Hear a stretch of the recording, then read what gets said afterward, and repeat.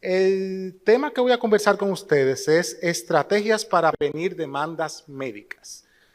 Este tema resulta importante, pero siempre es bueno aclarar de que prevenir una demanda médica resulta un tanto difícil. ¿Por qué? Porque que a usted como médico no lo demanden significa incidir en la decisión de un tercero, que es un paciente. Lo correcto sería qué información tiene que tener usted como médico para que en caso de que le llegase una demanda, la condena, sus probabilidades sean menores. Y como abogado en ejercicio, que ha participado en más de una decena de demandas médicas a nivel nacional, me siento con la capacidad de venir a explicar a ustedes qué están viendo los jueces hoy en día en tribunales para condenar a un médico y qué información usted tiene que tener para evitar situaciones engorrosas. El conocimiento es poder y eso es lo que yo vengo a explicar en el día de hoy. Para el día de hoy vamos a conversar sobre la responsabilidad civil, el contrato médico-paciente, el consentimiento informado, obligaciones del médico frente a su paciente, de expediente médico y casos prácticos. Lo primero que hay que tener en cuenta es entender qué tiene que ocurrir para que un juez entienda frente a una demanda que usted ha comprometido su responsabilidad civil y como consecuencia lo condene. Tienen que darse 4 elementos fundamentales. Si falta uno de estos elementos, usted no puede comprometer su responsabilidad. El primero es la existencia de un hecho dañoso, que ese hecho sea atribuible a usted como médico, que el agravio experimentado sea por parte del demandante y que exista un vínculo de causalidad, es decir, un hilo conductor entre el hecho, el daño y ese doctor. Y voy a entrar a explicar cada uno de estos puntos. Primero, usted no puede ser condenado si usted no ha cometido una falta. Y yo le pregunto, ¿qué tipo de falta se analizan o le reprochan a un médico? Usted cuando estudió, usted estudió en base a protocolos. Y de manera llana podemos establecer que para ser un acto médico, usted le enseñaron, le instruyeron que tiene que hacer el paso A, el paso C, el paso B y el paso D. Si usted no realizó uno de estos pasos o uno de ellos lo realizó de manera deficiente, pudiéramos establecer que usted cometió una falta. Por eso dice que la lex artis, la ley de actuación, es la regla de valoración que permite determinar la adecuada realización de una actuación médica conforme al estado de la ciencia actual. Y esto es muy importante, porque ¿qué sería lo contrario de usted haber cometido una falta? Puede darse el caso que una de sus pacientes, a pesar de usted haber cumplido con el protocolo, esa paciente tuvo una reacción inesperada, imprevisible de su propio cuerpo y sufre un daño. ¿Usted puede comprometer su responsabilidad civil si usted no cometió una falta? No. Y eso es que se denomina el área terapéutica. Área terapéutica significa que los médicos no son dioses. Si usted cumple con el protocolo y a pesar de eso, ese cuerpo tuvo una reacción imprevisible de parte suya, usted no puede ser condenado. Entonces, el área terapéutica, ciertas reacciones imprevisibles del organismo del paciente y no evitables. ¿Qué tanto daño usted puede provocar como médico? Porque ya le dije al principio de mi conversación que tienen que darse 3 elementos fundamentales para que usted sea condenado. Tiene que haber una falta, un daño y un vínculo de causalidad. Yo le digo, ¿qué tanto daño usted puede hacer? Simplemente daño físico. Los jueces hoy en día verifican si la paciente tuvo un daño físico. No, el tema está mucho más amplio y los jueces verifican si hay un daño moral, sexual reproductivo, estético, orgánico funcional, pérdida de oportunidades, futuro cierto o incierto, calidad de vida. Por ejemplo, que una paciente muere, su esposo es el demandante y esa paciente dejó 3 niños pequeños. La calidad de vida y proyecto de vida de esos niños, los jueces lo evalúan al momento de evaluar qué tanto daño usted logró provocar. Vínculo de causalidad, extremadamente importante. Usted solamente puede ser responsable por su acto médico, no el del otro. Si usted no fue el médico que operó, si usted no fue el médico que instruyó o prescribió, nadie puede ser responsable por el hecho cometido por otro. Hay muchas excepciones al respecto, pero tengo 20 minutos y debo de avanzar. Usted con su paciente tiene un contrato, aunque usted no haya suscrito absolutamente nada. Y ese contrato tiene doble vía, por eso se llama sinalagmático. Sinalagmático significa, usted como médico se compromete a cumplir con la lex artis, con el protocolo que rige la materia. Pero ese paciente tiene obligaciones también. ¿Cuáles son sus obligaciones? Cumplir con el deber de los mandatos de su médico. Entonces, muchos casos nosotros hemos obtenido ganancia de causa en tribunales porque hemos logrado determinar que a pesar que usted le indicó al paciente una determinada actuación, en el postquirúrgico ponte las medias, en el postquirúrgico come de esta manera, tiene que utilizar la faja, etcétera, etcétera, etcétera, y la paciente no cumplió con el mandato, ella violó el contrato. Y si la paciente viola su contrato, usted no lo pueden condenar, pero usted tiene que tener cómo probar eso. También es oneroso, consensual y intuito persona.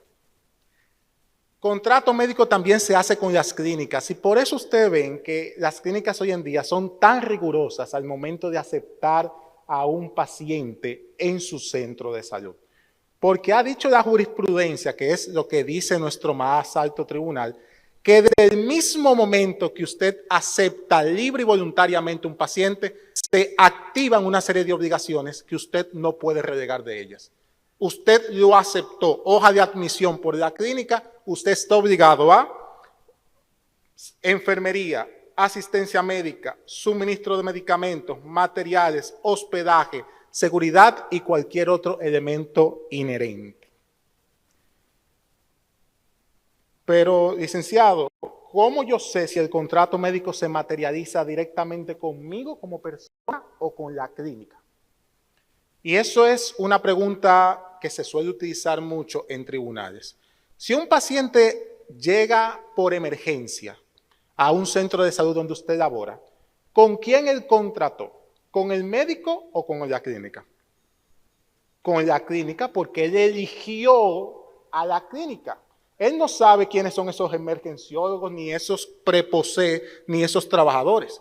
Muy distinto es cuando ese paciente va a su consulta privada y en esa consulta privada le paga sus honorarios, usted admite voluntariamente a ese paciente y se derivan obligaciones. Por eso la distinción de cómo se materializa y se configuran estas obligaciones. Uno de los temas de mayor incidencia en demandas médicas es los pacientes que van a tribunales y dicen, a mí nadie me dijo nada, él ya no me dijo cómo me tengo que cuidar, no me informó. La ausencia de consentimiento informado es condenable en tribunales. Pero no tener un consentimiento informado como papel es condenable.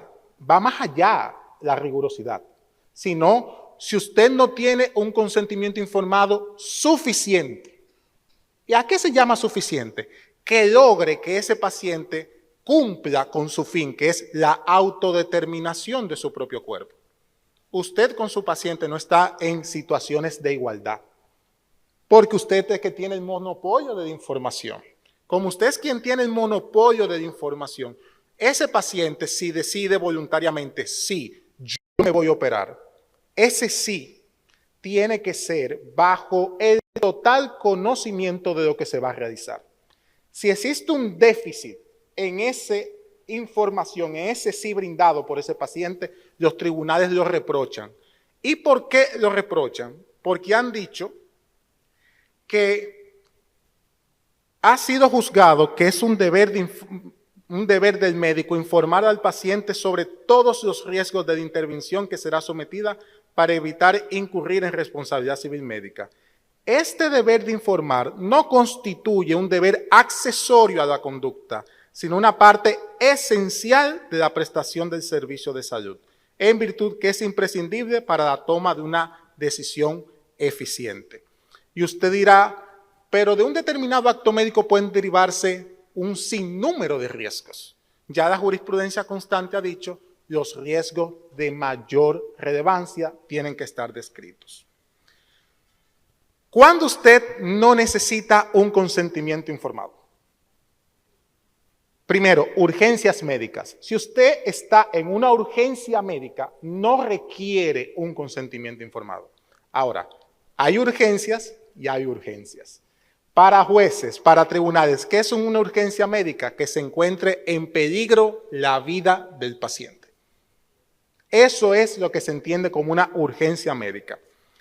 En caso que el médico entienda que la información puede ser dañina al paciente sin capacidad para decidir, renuncia expresa del paciente, tratamiento en situación de orden público, posibilidad de conseguir una alteración inesperada dentro de la intervención. Usted está operando y en medio de la operación, en medio del acto médico, surge un hallazgo inevitable, inesperado. Usted tiene que corregirlo en el momento.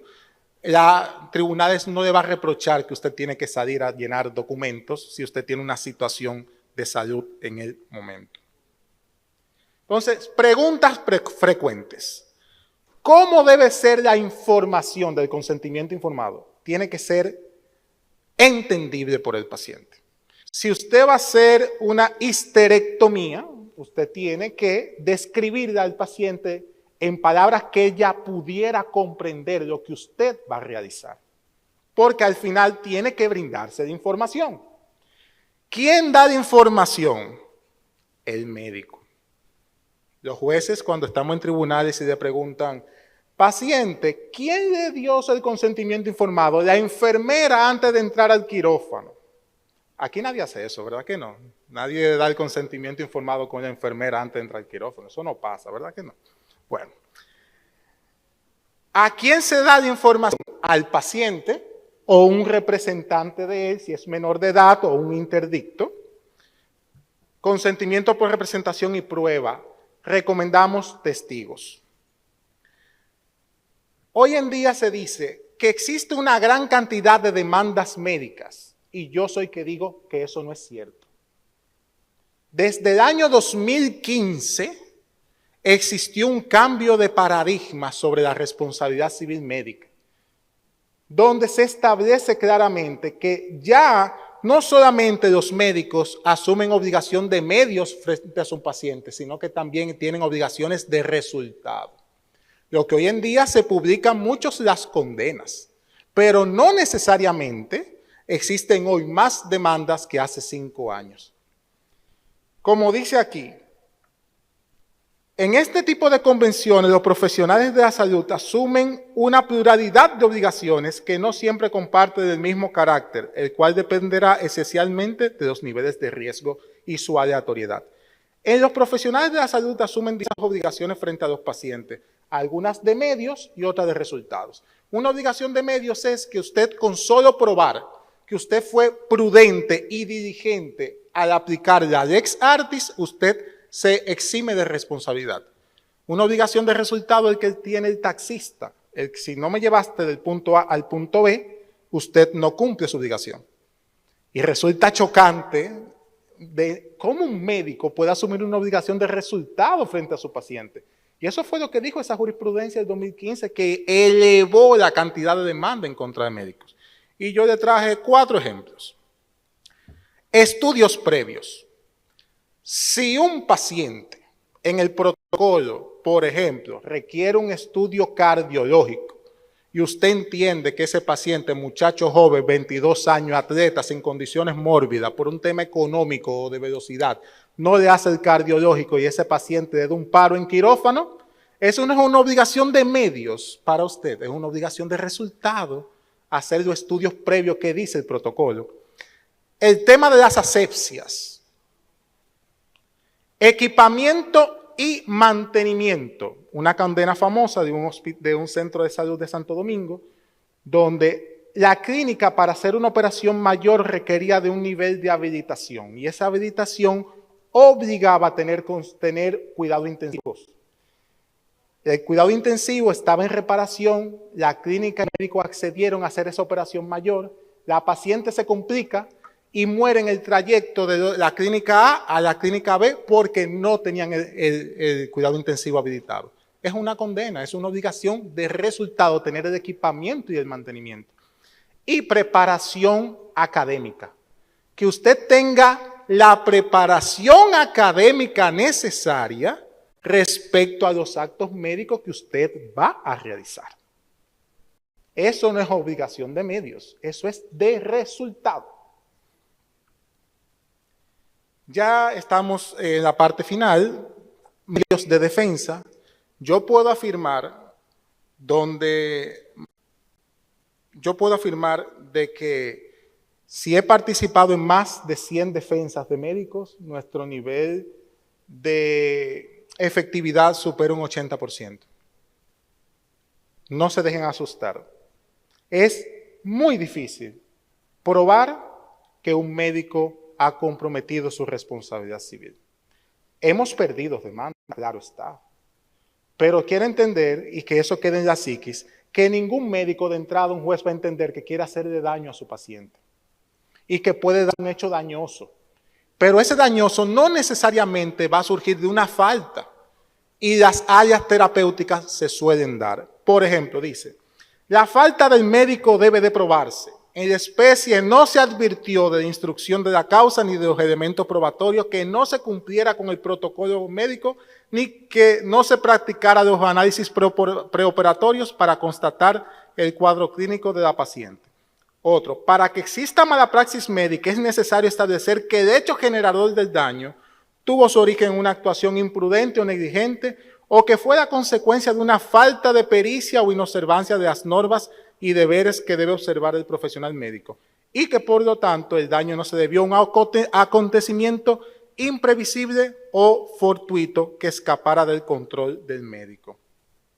Por ende, como ya le dije que esto se trata de un contrato, la falta imputable a la víctima, o en este caso al paciente, excluye su responsabilidad civil. ¿Y cómo usted logra eso? Teniendo debidamente documentado en un expediente médico toda interacción con su paciente. Porque si usted demuestra que ese paciente no cumplió con su obligación, usted tiene que demostrar que él estuvo informado de cómo debía de comportarse. Caso fortuito, fuerza mayor, un hecho imprevisible, inevitable, no compromete su responsabilidad civil, y hecho de un tercero. Nadie puede comprometer su responsabilidad civil por el hecho de otro. Para finalizar, no existe ninguna acción que prevenga o evite más demandas médicas que el trato médico-paciente. El médico que trata bien a sus pacientes lo demandan poco. Muchas gracias.